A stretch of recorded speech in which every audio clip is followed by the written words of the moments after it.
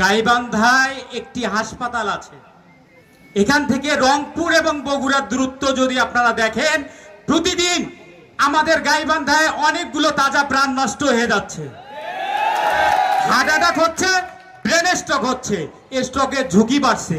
আমাদের আইসিইউ ইউনিটটি যদি গাইবান্ধা খোলা যায় তাহলে অনেকগুলো তাজা প্রাণ কিন্তু বাঁচানো সম্ভব। আবার আপনারা দেখবেন 1971 সালে পাকিস্তান আমাদের পূর্ব পাকিস্তানকে শাসন করে নিয়ে আপনার পশ্চিম পাকিস্তানকে উন্নত করেছে। আজকে আমাদের আবু সাইদ প্রথম প্রাণ দিয়েছে উত্তরবঙ্গের। আজকে আপনারা উপদেষ্টা পরিষদে যাদের দিয়েছেন, উত্তরবঙ্গের কয়জন রেখেছেন আমি প্রশ্ন রাখতে চাই। উত্তরবঙ্গকে অবহেলায় রেখে কখনো দক্ষিণবঙ্গ উন্নত হতে পারে না। বেগম রোকেয়া বলেছিল, আমরা পুরুষ এবং নারী একে অপরের পরিপূরক। যদি একটি গাড়ির দুটি চাকা থাকে, একটা পুরুষ একটা মহিলা, তিনিও বলেছিলেন আমার উত্তরবঙ্গের নারী।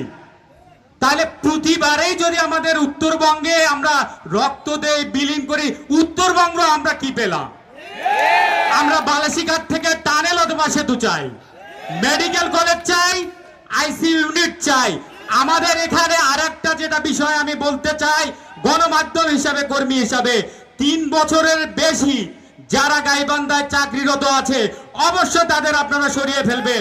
কারণ এরা দুর্নীতিতে এমন গ্রস্ত হয়েছে, রন্ধে রন্ধে ঢুকেছে। আবারও আপনাদেরকে স্বাগতম গাইবান্ধায় এই উত্তরের জেলায় আসার জন্য। আপনারা ভালো থাকবেন। আমাদের খুব কাছের বড় ভাই দীপ্ত ভাই, আপনারা জানেন কিছুদিন আগে মারা গেছে ঢাকা মেডিকেল কলেজে। সে আমার অনেক কাছের একটা বড় ভাই, অনিয়মের কারণে মারা গেছে। আপনাদের কাছে রিকোয়েস্ট, এই অনিয়মের বিরুদ্ধে আপনাদের কাছে দাঁড়ানো হবে।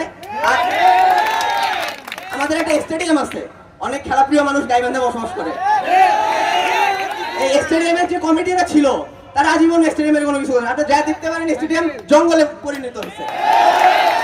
আমাদের গাইবান্ধা জেলার মধ্যে যে রেল লাইনটা আছে সেটা গাইবান্ধা ঢাকার সাথে সরাসরি সংযোগ নয়, এবং আমাদের একটা দ্রুত সময়ের মধ্যে গাইবান্ধা থেকে ট্রেন ব্যবস্থা করা দরকার। এবং আর একটা হচ্ছে শিক্ষা ব্যবস্থা, যেটা ওখানেও বলা হয়েছিল। আমি দেখেছি যে আমাদের গ্রামে বা আশেপাশে কয়েকটা শিক্ষা প্রতিষ্ঠান ঘুরে দেখেছি, যেখানে শিক্ষকেরা তারা ক্লাসে যায় না, তো যায় না দূরের কথা, তারা ক্লাসে যাওয়ার বাহানা করে বিভিন্ন ধরনের অপকর্মের সাথে জড়িত। এটা একটা।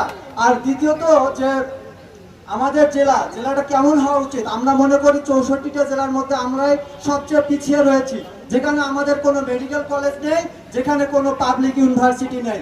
আমরা মনে করি যে গাইবান্ধার মধ্যে কৃষি বিশ্ববিদ্যালয় হওয়া দরকার একটা, যেখানে আইটি নামে পরিচিত।